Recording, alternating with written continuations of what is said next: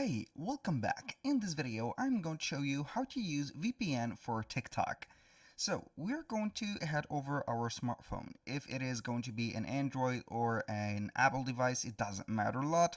So we are going to install TikTok. So we are going to head over App Store, then we are going to install it. If you have already installed the app, you need to set up maybe some reinstall to set up the process.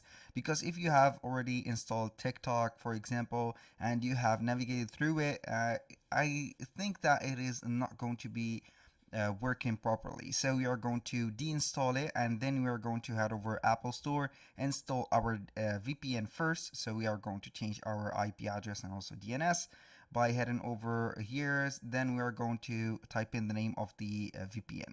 For example, we are going to type in VPN if you do not have a clear idea about the VPN that you are going to use, and you're going to see tons and tons of VPNs.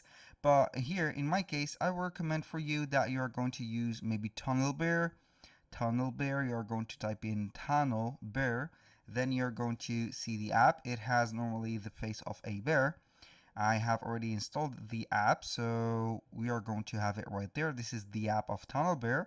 You can go ahead and have here the let's say the countries that you want to connect from this VPN. For example, you're going to type in USA or whatever country that you want, for example. Then you are going to set up the connection. It is going to connect normally quickly, and after that you're going to head over TikTok after you have installed the app. Of course, in my case I haven't installed it yet, and then you're going to set up the TikTok from the beginning to read that you are going to be into a different state or a different country. So you're going to need that. So if you have already or you have a Android phone, you can go ahead and clear the cache of the app from the settings. But if you are going to have here an iPhone, I do not know how you can go ahead and clear the cache of the apps. But maybe you're going to do some updates or remove the app and reinstall it again, and here you have it.